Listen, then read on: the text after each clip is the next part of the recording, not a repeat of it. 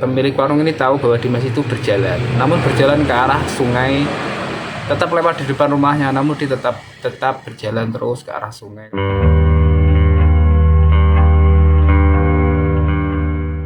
Assalamualaikum warahmatullahi wabarakatuh. Selamat datang kembali di channel Suecito Official. Dalam segmen horor kali ini, kita akan membawakan sebuah kisah yang pernah dialami oleh, sebut saja namanya, Dimas.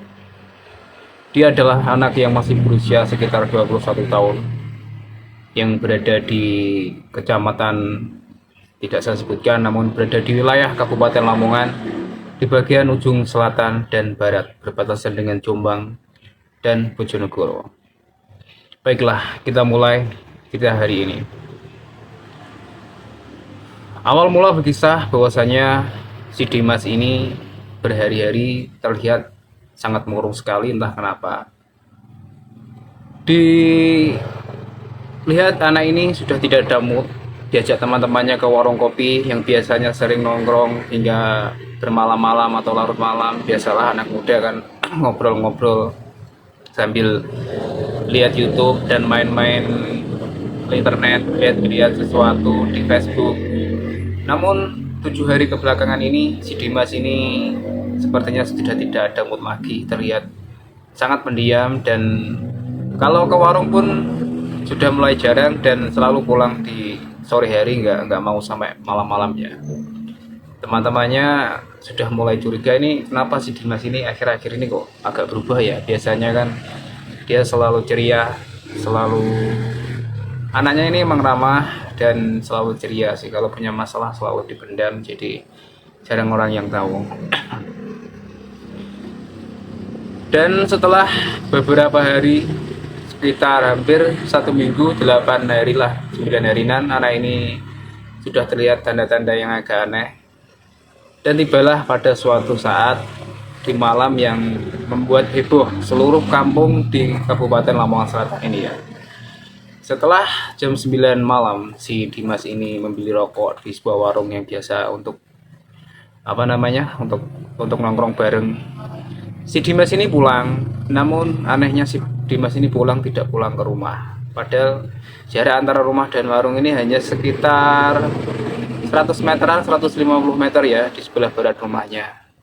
Teman-teman dan pemilik warung ini tahu bahwa Dimas itu berjalan, namun berjalan ke arah sungai, tetap lewat di depan rumahnya, namun dia tetap berjalan terus ke arah sungai, karena di sebelah timurnya rumahnya si Dimas ini adalah berbatasan dengan sungai yang ada pohon bambunya banyak sekali, yaitu Sungai Ujung Kali Lamongan. Namun pemilik warung dan teman-teman di warung kopi ini pun tidak curiga dan tidak merasa curiga lah.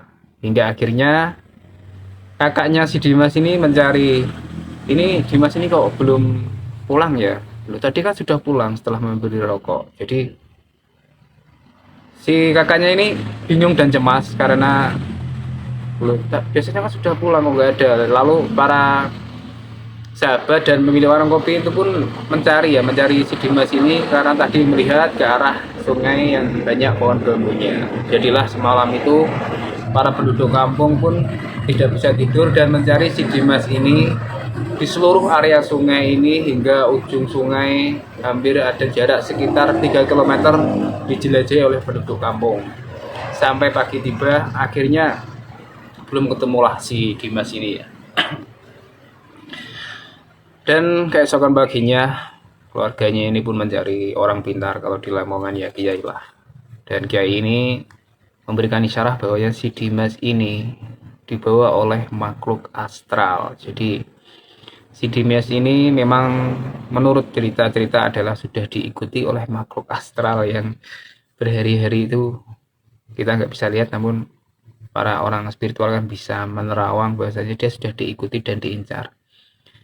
Dan punya usut, ternyata si Dimas ini punya masalah di keluarganya, yaitu dia ingin membeli HP baru karena HP-nya sudah jadul, sering lobet, jadi kalah sama teman-temannya, dia murung dan nggak berani cerita. Itulah keluarganya baru cerita. Akhirnya 1 hari, 2 hari, 3 hari ini para penduduk kampung dan keluarganya ini pun panik dan nggak tidur-tidur ya di malam itu sudah mengumpulkan penduduk. Kalau di Lamongan kan memakai apa?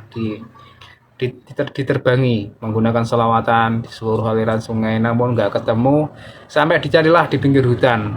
Di pinggir hutan itu kan banyak sendang-sendang dan tempat-tempat sumber-sumber air yang memiliki pohon-pohon lindung atau pohon-pohon keramat, namun tidaklah ditemukan dan hasilnya nihil selama 3 hari ini. Akhirnya para penduduk dan para keluarga ini mulai agak frustasi dan putus asa tentang keberadaan si Dimas ini di mana, karena belum ada ditemukan sampai di share ke grup Facebook, di grup semua grup-grup medsos, semua sudah di share, namun belum ada titik temu. Hingga anehnya di suatu malam setelah hari tepat ke-7 dari Dimas ini hilang, entah saya lupa ini harinya apa, intinya saya ingat saya adalah hari ke-7 setelah Dimas ini pergi meninggalkan malam itu. Ada seseorang di sebuah desa, namanya desa, sebut sajalah desa Maju Makmur lah ya, karena nggak enak kita sebutkan.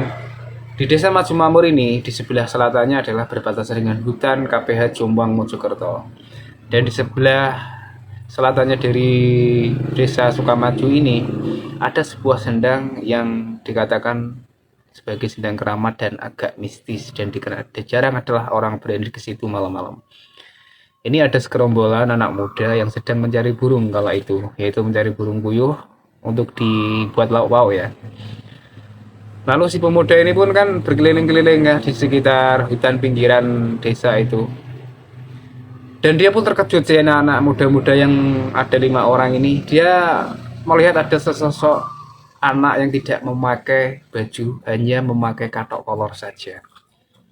Ini semakin grogi dan penasaran dan agak takut, namun mereka berlima, jadi mereka penasaran dan mendekati si anak ini memakai lampu senter. Lalu dari kejauhan anak kelima ini memberi cahaya kepada sesosok manusia ini, ternyata adalah seseorang. Lalu anak-anak ini mendekati, dan anehnya adalah yang ditemukannya adalah si Dimas yang telah 7 hari hilang. Padahal tempat itu sudah digerebek dan dicari siang malam oleh semua penduduk kampung, karena jarak dari desa Sukamaju dan desanya Dimas yang hilang ini tidak terlalu jauh, hanya sekitar 2,5 km saja ya. Itulah anehnya. Dan kenapa si Dimas ini padahal hilangnya itu memakai jaket, celana, dan lengkap, namun si Dimas ini ditemukan tidak memakai apa-apa, hanya celana kolor saja. Dan anehnya, kenapa 1 minggu ini Dimas tidak makannya itu gimana? Jadi para penduduk dan anak-anak ini pun kaget. Lalu makanya Dimas ini gimana kok 1 minggu kok bisa ditemukan sehat walafiat? Badannya malah semakin gemuk waktu itu ditemukannya.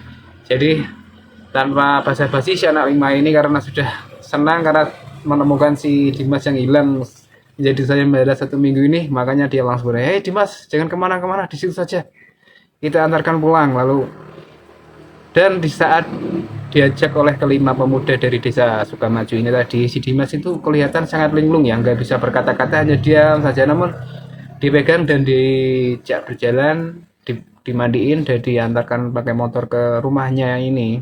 Dia pun hanya diam dan mengikuti saja, nggak ada kata-kata atau menolak.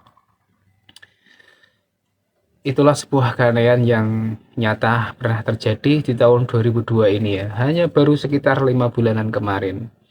Dan konon menurut cerita spiritual bahwasanya kiai atau supranaturalis yang dimintai tolong oleh keluarga Dimas ini mengatakan memang paling tidak 1 minggu anak ini harus ketemu. Jadi kalau nggak ketemu, kemungkinan anak ini juga sudah hilang ke alam gaib selamanya. Jadi alhamdulillah setelah tepat 7 hari dari perkiraan kiai ini, si Dimas ini ditemukan di sebuah punden atau septel.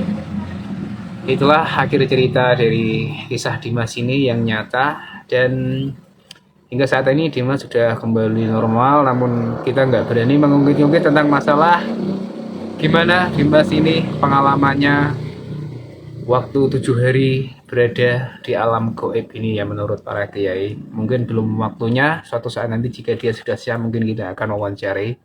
Silakan Anda subscribe, like, dan share channel Sejito.